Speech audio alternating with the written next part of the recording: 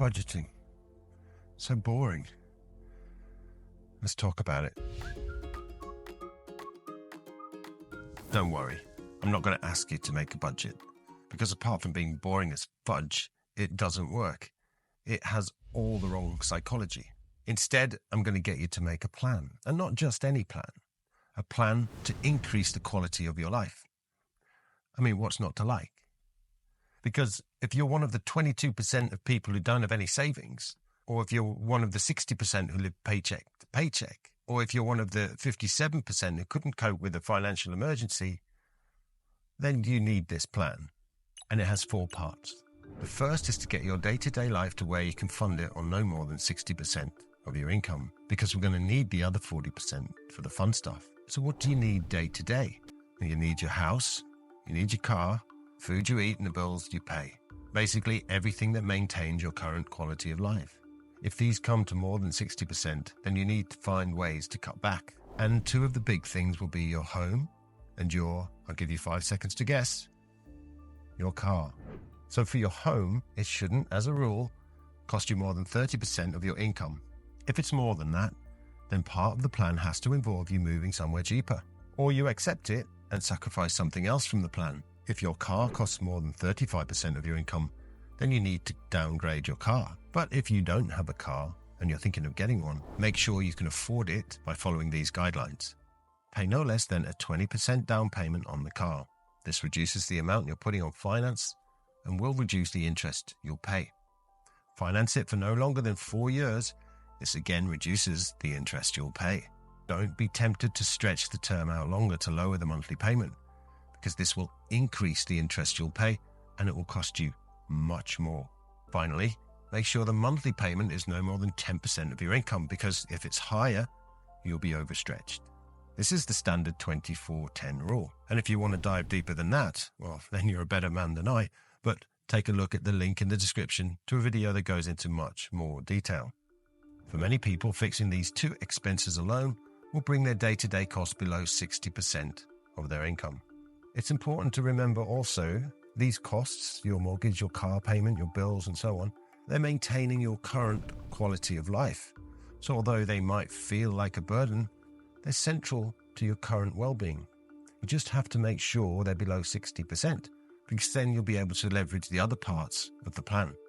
And if your plan involves getting better with money in general, then you should click the like and subscribe buttons to get more content just like this.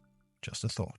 The next part of the plan allows you to have some fun today, because otherwise, what's the point? This is your guilt-free spending plan, and you fund this with 20% of your monthly income. Use this for eating out, entertainment, buying clothes, or blowing $50 on that signed picture of Ryan Gosling.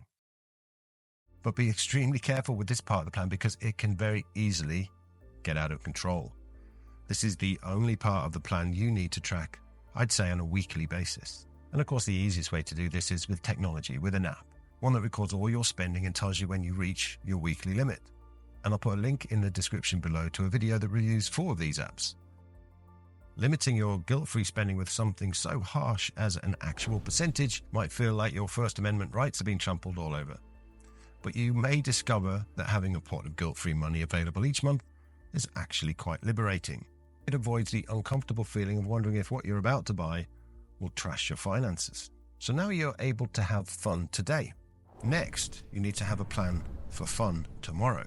But before we go into that one adult thing we have to take care of first, an important part of being able to enjoy tomorrow is removing worry and dread today. And that means having some kind of peace of mind. A peace of mind that comes from knowing that you can handle any unexpected financial expense. To make that real, you need an emergency fund. And if that phrase fills you with instant tedium, then call it something else, whatever you like. How about your oops fund, or your rainy days wallet, or the in case of fire break a glass stash, or the uh-oh account? I'll let you read the rest. Personally, I like the panic button pot. Whatever you call it, it's nothing more than enough money set aside to see you through the next 3 to 6 months worth of living expenses. Now that's a lot, I know, so take your time and build this up slowly.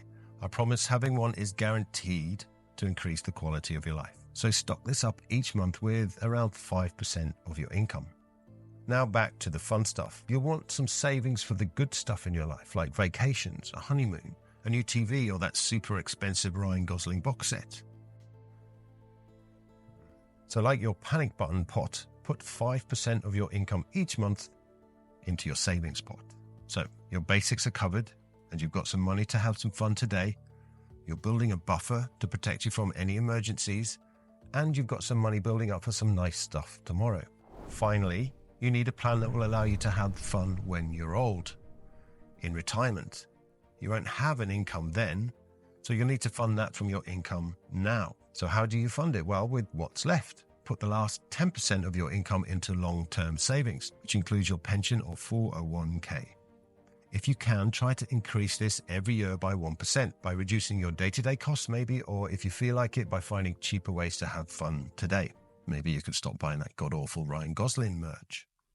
Apart from your pension or 401k, also have a look at putting some money into an index fund or an ETF. If you're curious about what those are, you guessed it, you'll find a link in the description below. Finally, none of this will work at all if you set it up wrong. And the wrong way to set it up is to rely on yourself to do it. Now, I know you're a solid, reliable dude, and I trust you, I really do. But when it comes to money and saving, you want to remove yourself from the equation altogether. In this case, the machines really will do a better job than you can. So you want to set up some automatic transfers. Now, these activate on the day you get paid, and they are, number one, a set of automatic transfers to cover all your bills and payments. Number two, an automatic transfer to move money to your emergency fund and your savings pot. And number three, another one that moves money into your long-term investment account. Now, I'm assuming your pension comes out before you even get paid, as it should do, so this is for anything on top of that. What's left is the 20% of your income for your guilt-free spending pot that you can now spend on whatever you want. And that's it. 4 plans. That's all you need.